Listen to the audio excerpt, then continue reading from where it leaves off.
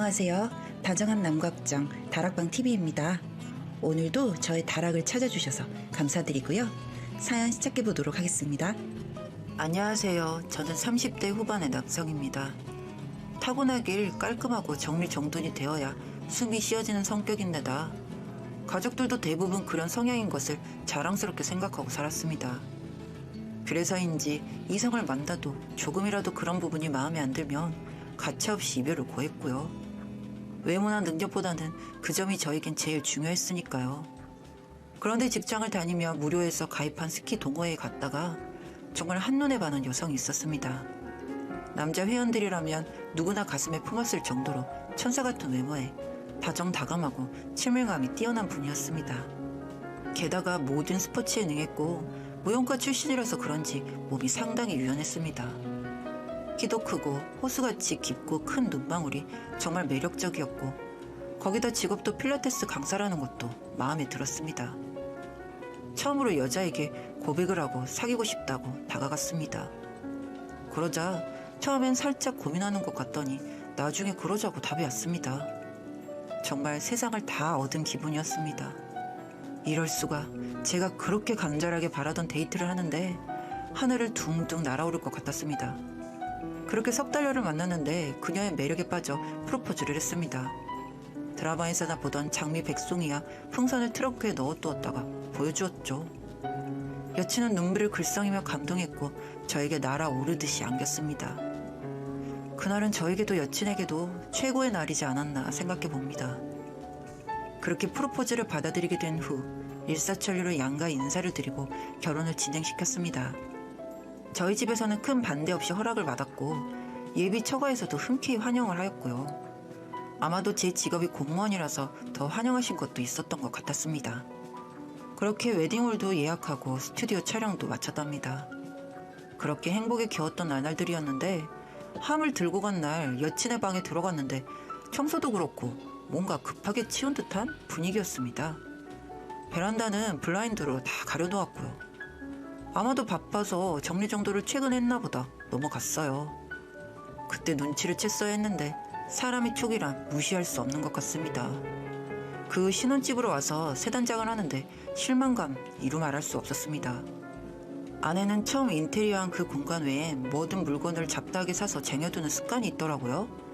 전 그때만 해도 애정이 남달랐기 때문에 쫓아다니면서 치워주고 정리해주고 했답니다.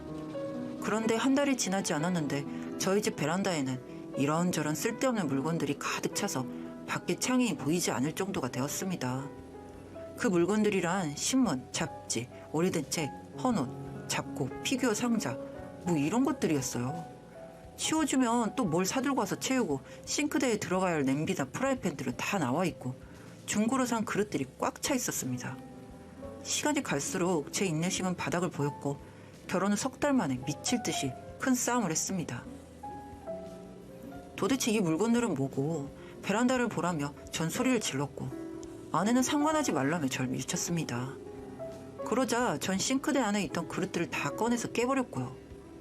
베란다의 물건들을 분리수거통에 다 넣어버렸습니다. 아내는 엉엉 울고 절 죽일 듯이 달려들었고요. 결국 옷까지 뜯겨가며 싸우다가 친정으로 가버렸습니다. 아내는 정신적으로 문제가 있었던 겁니다. 우리가 호도라고 부르는 사람들, 아내도 그중 하나였던 거였죠. 그렇게 처가에 가서는 이혼하겠다고 쌩 난리를 부려서 전 야밤에 호출을 받아 아내가 있는 그곳으로 들어갔습니다. 전 이렇게 결혼 석 달 만에 파경을 맞는 게 아닌가 불안했지만 장인 장모님은 제게 부부 상담을 받아보라고 하시며 오는 일을 덮고 가겠다고 하시는 겁니다. 전 감사했지만 그래도 아내의 저 버릇이 과연 고쳐질까 걱정스러웠습니다. 화가 나서 말도 안 섞는 아내를 어찌저찌 집으로 데려와서 일단은 서로 시간을 갖자고 했고 부부 상담을 받기로 했습니다. 알고 보니 상담센터에 미리 예약도 해주셨더군요. 도저히 안 받을 수가 없었습니다.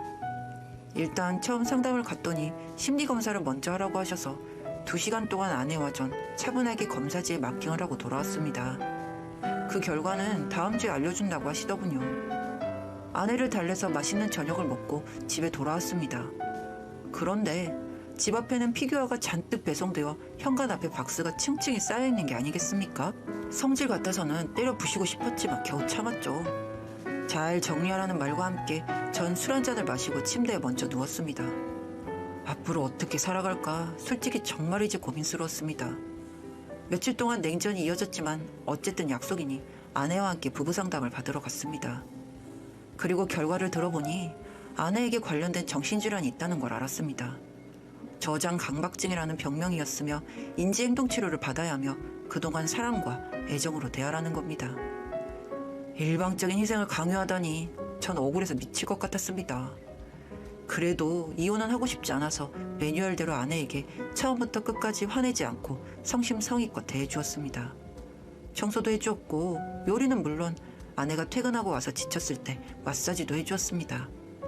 알고 보니 어릴 적에 부모님께 상처를 받아서 그런 증세가 생겼다고 하더군요. 사촌 동생이 잠시 같이 살았었는데 모든 그 사촌에게 장난감이나 그의 간식도 다 양보하라고 강요받아서 그때부터 뭔가를 얻으면 항상 남모르게 보관하는 버릇이 생긴 거라고 했습니다. 잠시 필라테스 강의도 쉬면서 열심히 치료를 받는 듯 했습니다. 반대로 저는 그때부터 바짝바짝 말라가기 시작했고요. 본가에서 걱정할 정도로 전 잠도 못 자고 악몽도 꾸고 손발이 떨리기 시작했습니다. 제 상태가 제가 봐도 너무 이상해서 병원에 가니 극도의 스트레스를 받아서 그렇다는 겁니다. 꿈을 꾸면 아내가 쌓아둔 집더미가 제 얼굴에 떨어져 직사한다든지 피가 철철 나도록 고통스러워하는 상황이 벌어지니 편히 잠을 들 수도 없었습니다. 이대로 가다가는 제가 먼저 죽을 것 같았습니다. 결국 이렇게 끝나는 것일까 절망스러웠습니다. 제가 울면서 아내에게 매달리니 뭔가 느끼는 바가 있었는지 처음으로 하나씩 둘씩 정리를 하기 시작하더군요. 그리고 제가 깨트린 그릇은 새로 사줄 테니 이참에 싱크대 정리를 하자고 제안을 했습니다. 장롱에 있던 처녀적 유행지난 옷들도 버리겠고요. 처음 다투었을 때는 다시는 안 볼 것처럼 그러더니 점점 감정이 누그러지는 것 같더라고요. 그렇게 주말이 되고 전 등산 약속이 있어 친구들과 함께 가까운 근교의 산에 올라가 회포를 풀었습니다. 산에서 내려와 막걸리 한 잔에 저녁을 먹고 왔더니 아내가 정리를 하다가 엉망진창이 된 채 거실에서 자고 있었습니다. 그런데 세상에 그 안에는 고양이 인형인 줄 알았는데 보니까 죽은 동물까지 껴있는 게 아니겠습니까? 뭐 또 밖에서 죽어있는 거 불쌍하다고 주워 들고 와서는 어딘가에다가 쑤셔뒀던 거겠죠. 정말 흉측스럽기도 하고 냄새도 나서 정말 확 돌아버릴 것 같았습니다. 거기다가 술을 마신 탓인지 저도 분노가 올라왔습니다. 그래서 그럼 안 되었는데 이럴 거면 치우지 말라고 쓰레기 처리장에서 그냥 살라고 소리를 질렀습니다. 그리고 거실에 널브러져 있던 모든 옷가지와 책, 피규어들을 전부 분리수거장에 내다 버렸습니다. 부부 상담까지 해가면서 열심히 노력했던 모든 것들이 수포로 돌아가고 말았습니다. 그리고 돌아와선 아내도 저도 한참을 펑펑 울었던 것 같습니다. 어떻게 이렇게 안 맞는 사람들끼리 살아야 하는지, 정말 헤어져야 하는지에 대해 고민에 고민을 거듭하게 되었죠. 결국 아내와 전 별거를 시작했고 그 집은 아내에게 맡긴 채 전 직장 근처의 오피스텔에 나와서 살았습니다. 물론 첫정이란 게 있으니 아내가 보고 싶기도 했죠. 석 달을 넘게 떨어져 사니 저도 슬슬 지쳐갔습니다. 혹시나 싶어 낮에 반차를 내고 신혼집에 들어가 보았습니다. 그런데 이게 웬일인지 그렇게 더럽고 물건이 쌓여있던 것들이 하나도 보이지가 않았습니다. 말끔하게 집은 정리정돈되어 있었고 인기척을 느꼈는지 방에서 아내는 헬스한 얼굴이 되어 나타났습니다. 당신이 어쩐 일이냐면서 담담한 얼굴로 저를 맞이하더라고요.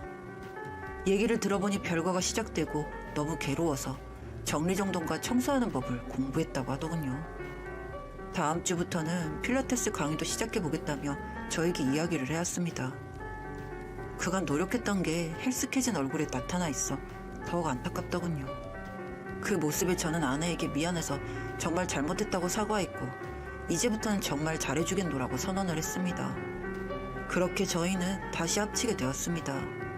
아내가 마음을 강하게 먹고 여기에 치료까지 더해지고 나니 정말 안정을 찾는 것 같았습니다. 그리고 저희는 그 고난을 이긴 뒤에 돌이 갓 지난 예쁜 딸을 키우고 있습니다.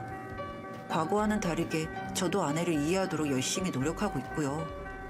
아내도 아이와 저에게 좋은 모습을 보여주기 위해 노력하고 있습니다. 그냥 그간 저와 제 아내가 겪었던 힘들었던 시간들을 누구에게 이야기해보고 싶었습니다. 그리고 잘했다고, 노력한 당신들 고생했다고, 그런 이야기가 듣고 싶었습니다. 앞으로 저희 부부와 아기 셋은 정말 행복하게 살아보려고 합니다. 신혼 초기에 정말 힘든 시간 보냈으니 이제 남은 시간들은 더 찐 행복 찾아가며 살아가려고요. 긴 글 읽어주셔서 감사드립니다.